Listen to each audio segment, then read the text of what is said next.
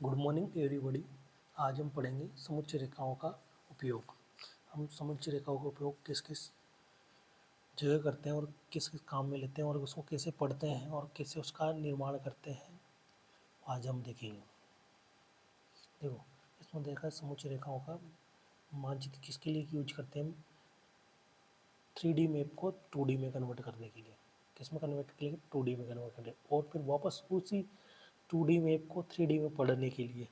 यानी कि पहले 3D पृथ्वी का मैप है, उसको हमने 2D में कन्वर्ट किया समुच्चय रेखाओं से, फिर वापस इसको पढ़ने के लिए कि 3D में कैसे पढ़े, उसके लिए ये दो चीज़ें हैं। उसके लिए हम समुच्चय रेखाओं का प्रयोग करते हैं। देखो, अब इसमें खड़ी ढाल बता रही है, स्टीप ढाल यानी पास पास रेखाएं। शिखर बता रहा है एक, यहाँ पर सौम्य ढाल बता रहा है कि भाई धीरे धीरे ढाल। ये नदी घाटी, ये पर्वत की चोटी, ये ढलान।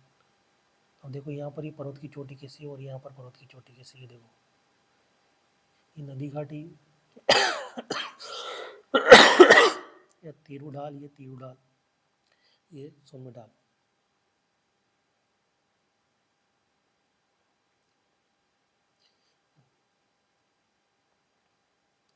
कंटूर मैप में हमारे तीन चीज़ें होती है। एक समुच्चय रेखा, जिसके बारे में पहले पढ़ चुके हैं कि समुच्चय रेखा क्या होती है। समुच्चय रेखा वो होती है जो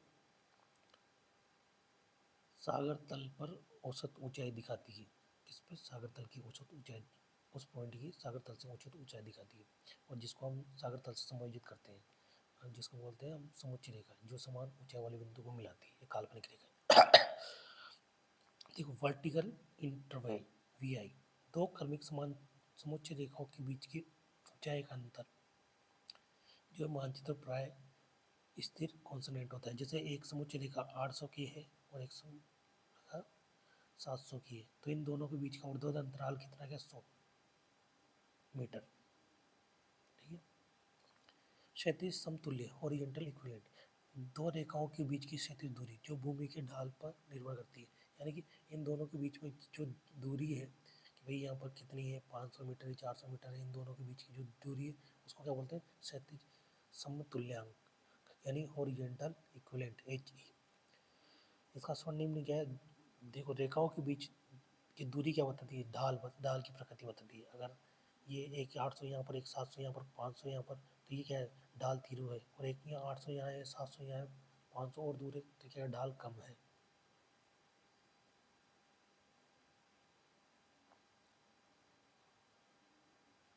अब देखो ढाल की पहचान, धीमा बनाम तीरू, यानी कि तेज ढाल। एक तो धीमा बनाम तीव्र ढाल, यानी कि धीमा यानी जेंटल स्लोप, यानी धीरे धीरे धीरे बढ़ता हुआ ढाल। स्टीप ढाल एकदम तीव्रता के साथ बढ़ता हुआ ढाल। जब समुच्चय रेखा एक दूसरे से दूर दूर स्थित हो, जैसे बहुत दूर दूर स्थित हो, जैसे इसमें जगह हो, तो यह निम्न कोण लो एंगल वाले ढाल को दर्शाता है, जिससे सेती की दूरी अधिक होती है। यानी कि दूरी बढ़ती जाएगी और जो VI है वो कम होगा, HE है जो ज़्यादा होगा। ये माइनस, ये प्लस, दोनों विलोम संबंध होता है। ठीक है। तीर ढाल, जब समुच्चय रेखा एक दूसरे के पास पास खींची जाती है, ये देखो पास पास, तो उच्च कोण हाई एंगल की ढाल को दर्शाता है और क्षैतिज दूरी कम हो जाती है। ठीक है। दूरी अधिक दिखाई, इसमें दूरी कम हो गई जब रेखाएं ऊंचाई पास पास होगी तो। ठीक है। इसमें देखो, ये इस समुच्चय रेखा के आधार पर हम ये डायग्राम बना सकते हैं, इसको पढ़ सकते हैं। इस समुच्चय रेखा के आधार पर ये डायग्राम पढ़ सकते हैं। तो ये मैप में ये बनेगा और हमें इसको पढ़ना किसका है? पढ़ना क्या है? ये वाला है उससे।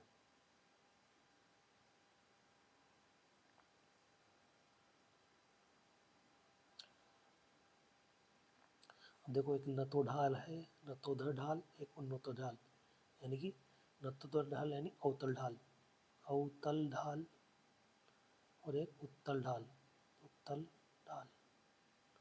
देखो, नतोदर ढाल यानी कॉनकेव यानी अवतल ढाल, निचला भाग रेखा है दूर दूर, फिर नीचे निचला भाग है उसमें रेखा कैसी है? दूर दूर है। ऊपरी भाग है जिसमें रेखाएं पास पास है और आकृति अंदर की ओर झुकी हुई दिख रही है। इसमें क्या है, देखो न तो ढाल में जो नीचे का ढाल वो तो दूर दूर दिखा रहा है और ये कैसा है, पास पास दिखा रहा है। तो दोनों चीज़ों के बीच का जो है वो हमें क्या दिखाता है, अवतल ढाल। जबकि उत्तल ढाल में क्या होता है, ऊपरी भाग या उन्नत ढाल में ऊपरी भाग की रेखाएं दूर दूर, ऊपर इसका उल्टा विपरीत होता है। जो यहाँ पर नीचे है वो कहाँ होगा, ऊपर होगा, और जो यहाँ ऊपर है वो कहाँ होगा, नीचे होगा। और निचली रेखाएं पास पास तीर होती है। आकृति बाहर की ओर ऊपरी होती है, डोम लाइन। ठीक है।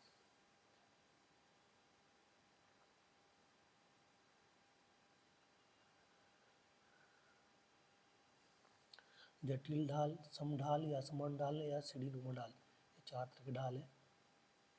देखो समढाल यानी कि जब रेखाएं लगातार समान दूरी पे हो और एक इक्वल समान दूरी के अंतराल पे हो तो कैसा ढाल बनता है, सीधी ढलान वाला ढाल। असमान ढाल, इरेगुलर ढाल, जैसे ये अनियमित पैटर्न है, इसमें समोच्च रेखा है, अंडाकार बनी हुई है, टेढ़ी मेढ़ी, तो ढाल कैसा बनेगा, ऐसा ढाल में बदलाव। और जब सीढ़ी नुमा ढाल में रेखा कैसी होती है, पास पास और दूर दूर रेखा का क्रमिक पैटर्न होता है। पहले पास आएगी फिर दूर जाएगी। देखो देखो, पहले यहाँ पास पास बना दी, फिर दूर दूर बना दी, फिर पास पास बना दी, फिर दूर, फिर पास पास, तो ये क्रमिक पैटर्न चलता है ना। तो ये कौन सी ढाल बताती है, सीढ़ी नुमा आकृति, यानी सीढ़ी नुमा ढाल बताती है।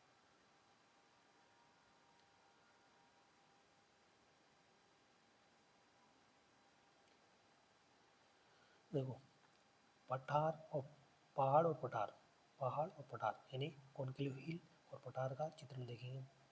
देखो इसमें ये पर्वत है, तो ये पॉइंट है यहाँ पर, तो ये इसकी देखो क्षेत्रफल कम और ऊंचाई ज़्यादा है, तो ये देखो यहाँ पर क्षेत्रफल कम ऊंचाई ज़्यादा, फिर और बढ़ता गया, फिर और बढ़ता गया, फिर और बढ़ता गया, तो ये कैसे बनी, कॉनिकल हिल बन की समुच्च रेखा बन गई।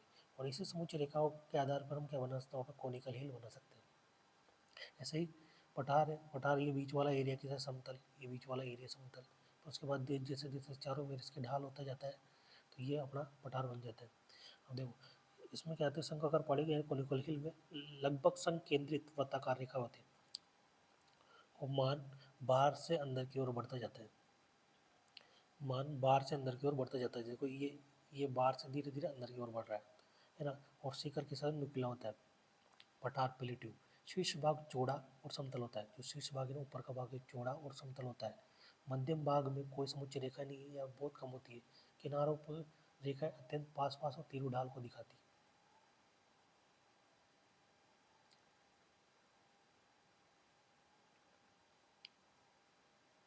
अब हम देखेंगे पर्वत संकलाय, स्कंद, कट्टक, दर्रा और कोटी। देखो पर्वत स्कंद कैसा दिखाई देता है, पर्वत स्कंद उच्च भूमि से निचले मैदान की ओर, यानी कि एक कगार की ये जो ढाल है स्कंद उसको बोलते हैं। ये वी आकार की रेखाओं जिनका शीर्ष ढलान नीचे की ओर होता है, वी आकार की रेखाओं द्वारा दिखाई देते हैं। देखो ये देखो है ना। कट्टक, कट्टक एक लंबी और संकरी पहाड़ी, ये कट्टक है, ये कट्टक दिखाती है। तो ये जो लंबी संकरी पहाड़ी है रेखा किसके, समुच्च रेखा अंडाकार रूप में होती है, ये कट्टक दिखाती है। ये क्या दिखाती है, कट्टक। दर्रा, दर्रा या एवं काटी, दर्रा दो चोटियों के बीच का निचला मार्ग होता है जो फ्रिंकल आकार का होता है। मानचित्र पर इसे मध्य में एक खाली स्थान कंटूर के रूप में पहचाना जाता है। देखो जब ये ऐसा होता है ना, उसको क्या बोलते हैं हम, दर्रा।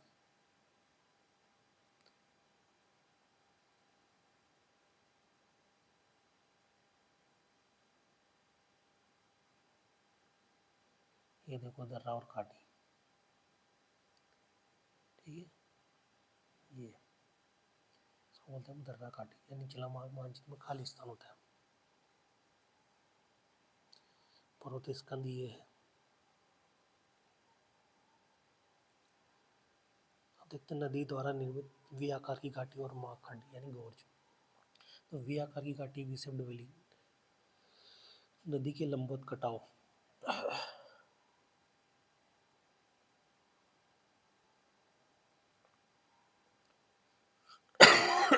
वी आकार की घाटी नदी के लंबवत कटाव से निर्मित होती है, यानी कि सीधा कटा होता है उससे निर्मित होती है। समुच्च रेखाएं वी आकार की बनती है। वी का शीर्ष हमेशा उच्च भूमि हाई ग्राउंड की ओर होता है। जो सिरा होता है वो कहाँ पर होता है? वी का उच्च भूमि की ओर, एक इधर एक इधर, ठीक है। अब देखो इसमें वी आकार की जो समुच्च रेखाएं कैसे बनी है? वी आकार की समुच्च रेखाएं देखो, एक इधर से और एक इधर से, और इधर समान दोनों तरफ जो शीर्ष है वो समान ऊंचाई वाले और दिख रहे हैं इधर कि भाई लगातार, और इधर भी जो ढाल दिखा रहा है ये बीच में क्या बता रहा है? वी आकार बता रहा है। और ये आगे नदी की नदी इधर से आ रही है और इधर जा रही है, मगर ये दोनों तरफ क्या है? इसका ढाल है।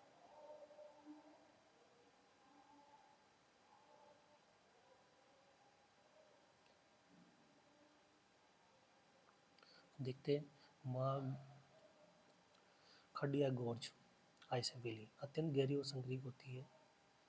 इसकी दीवारें लगभग लंबवत होती है। नदी की दोनों समुच्च रेखा एक दूसरे के अत्यधिक निकट होती है। यानी कि ये देखो बारीक बारीक बारीक बारीक रेखा है और सीधी सिंपल है, मगर इसमें क्या है? वी आकार न होकर क्या, वी आकार न होकर क्या आई आकार है, ठीक है। तो ये सीधी नदी और ये दोनों तरफ इसकी घाटी।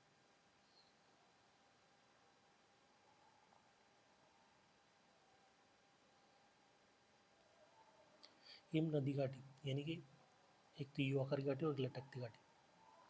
देखो ये कौन सी आकार की? यू आकार की घाटी। और ये इस यू आकार की घाटी के ऊपर कौन सी है? लटकती हुई घाटी। ठीक है, लटकती हुई घाटी यू आकार की घाटी। हिम नद के कटाव से निर्मित चौड़ा समतल तल व खड़ी दीवारें, किनारों पर रेखाएं पास पास, लेकिन मध्य घाटी में चौड़ा अंतर होता है। यानी कि देखो किनारे पे तो कैसे तीर ढलान है, ये कैसी वी आकार की घाटी, यहाँ पर बन रही है यू, ये यू आकार की घाटी, यू आकार की घाटी है ना, जो समतल तल को दिखा रही है। और किनारों पर कौन सी दिखा रही है? ये किनारे हैं वो तो क्या है? खड़े ढाल वाले, ये खड़े ढाल के किनारे, और ये कौन सा? समतल एरिया। देखते हैं लटकती घाटी। लटकती घाटी में क्या देखना है? एक मुख्य घाटी है अपनी यू घाटी, और इसके ऊपर ये दूसरी अलग घाटी है छोटी वाली, एक अलग से घाटी, उसको बोलते हैं लटकती घाटी। सहायक हिमनद की घाटी जो मुख्य घाटी के ऊपर लटकती हुई प्रतीत होती है।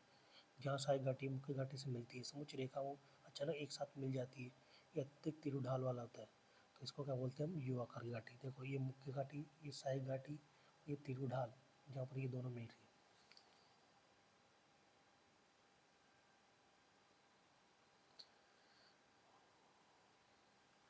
सार्क या हिमगर्भ यानी कुर्सी नुमा संरचना, आराम कुर्सी जो ये भी हिमानी द्वारा निर्मित होती है। देखो अब इसमें देखो ये जब ढाल, ये पर्वत है, अब यहाँ से हिमानी से कटते कटते कटते ये एक ऐसा कुर्सी नुमा ढाल बन जाता है, इसको हम लोग सार्क बोलते हैं, हम गिरिव बोलते हैं, है ना। ये पहले क्या था? पर्वत, ये सब पूरा पर्वत था, ये पूरा एक पर्वत था ये, मगर ये ऐसे कट के ऐसा बन गया, तो हम सार्क हिमगर्भ।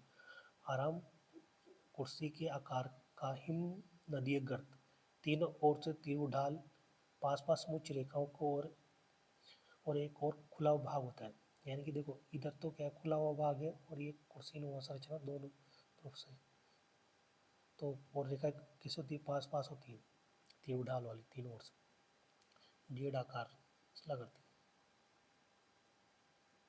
है। जेड आकार की शिला करती है, यानी कि पर्वत स्कंद जब एक दूसरे को फंसाते हुए आगे बढ़ते हैं, यानी कि पर्वत स्कंद देखो एक इधर है, एक इधर है, फिर एक इधर है, पर्वत का इधर भी पर्वत स्कंद है, इधर भी पर्वत, तो उसको बोलते हैं जेड आकार की आकृति। क्योंकि नदी ने कैसा विसर्प आकार में कटा है, नदी जिग मार्ग से बहती है, समुच्च रेखाएं एक दूसरे को ओवरलैप करती हुई प्रतीत होती है, यानी कि एक दूसरे के बहुत ज़्यादा पास पास आ जाती है। ये समुच्च रेखा, ये नदी है, और इधर भी पर्वत, ये पर्वत, ये पर्वत, ये पर्वत, ये पर्वत, ये पर्वत, उन दो पर्वत और एक दूसरे को ओवरलैप करते हैं।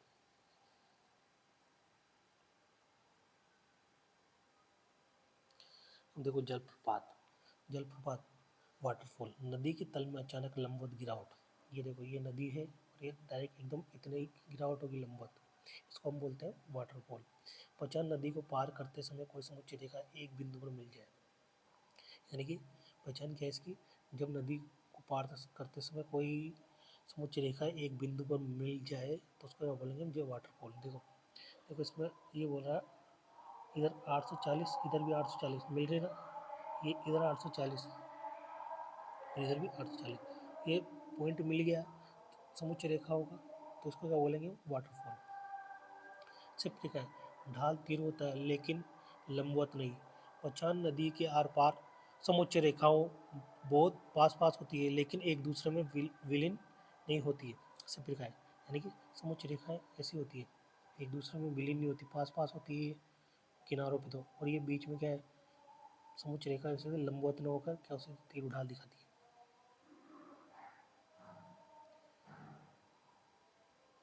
मैदानी नदियाँ साधारण विसर्प और गोकुर झील। देखो हमने नदी विसर्प पढ़ा था, ये नदी विसर्प है और ये क्या है, गोकुर झील है, यानी गाय गाय के पैर की तरफ, खुर की तरफ।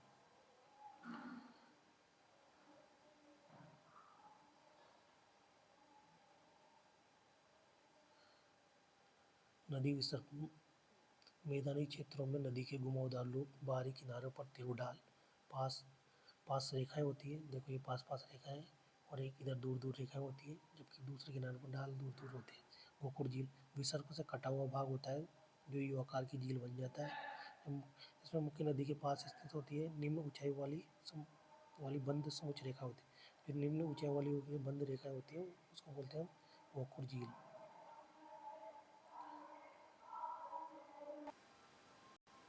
देखो भृगु व लंबत ढाल, भृगु और लंबत ढाल, जिसमें पर ये अपने सागर किनारा हो या पर्वत का कोई पठार का एकदम डायरेक्ट सीधा ढाल वाला किनारा हो, जिसमें क्या होता है, समुच्च रेखाएं बारीक बारीक हो जाती है, सिंगल लाइन बन जाती है। यानी अत्यधिक खड़ी चट्टान जो अक्सर समुद्र के तट होते हैं एकदम तेज स्लोप दिखाती है। और वैसे कगार, कगार में क्या होता है, पहाड़ी का एक लंबा नियमित किनारा होता है जिसमें तीर ढाल भी होता है और हल्का ढाल भी होता है, यानी दोनों चीज़ें होती है। एक तो तीर ढाल इधर हो गया, एक मध्यम ढाल इधर हो गया, यानी कि खड़ा ढाल और मध्यम ढाल दोनों होते हैं। तो हम देखते हैं झील, ये गर्त और कालेरा। अब देखो झील ये है अपना पॉइंट अंडाकार रूप में होता है, चारों ओर भूमि से घिरा जल निकाय, लगभग संकेंद्रित होता है, समुच्च रेखा जिनका मान केंद्र की ओर घटता जाता है, यानी कि इधर घटता जाएगा, इधर ज़्यादा होगा और यहाँ पर क्या होगा, कम। काल्डेरा विशाल ज्वालामुखी गर्त, बाहरी किनारों पर अत्यंत पास पास तीर दीवारें दिखाई जाती है, यानी पर समुच्च रेखा तेजी से ढाल परिवर्तन दिखाती है, जबकि अंदर का मान खाली बताता है, यानी बहुत कम वाला होता है। अब देखो जो नज़दीक रेखाएं हैं वो क्या बता रही है, तीर ढाल दिखा रही है, भृगु बता रही है। और जो देखो वी आकार की घाटी बता रही है, ऊपरी घाटी। क्यों? और ये घटता हुआ केंद्र क्या दिखा रहा है, झील या गर्त दिखा रहा है। मिलती हुई रेखा क्या बता रही है, जलप्रपात। बढ़ता हुआ के केंद्र क्या दिखा रहा है, पहाड़ी या चोटी। और रिक्त केंद्र क्या दिखा रहा है, काटी या दर्रा। और जो दूर की रेखा है वो क्या दिखा है, धीमा ढाल। क्या दिखा रहे, धीमा ढाल या समतल ढाल। आज का टॉपिक पूरा हुआ। जय हिंद, जय भारत। चैनल को लाइक, शेयर और सब्सक्राइब करें अगर चैनल वीडियो पसंद आया हो तो।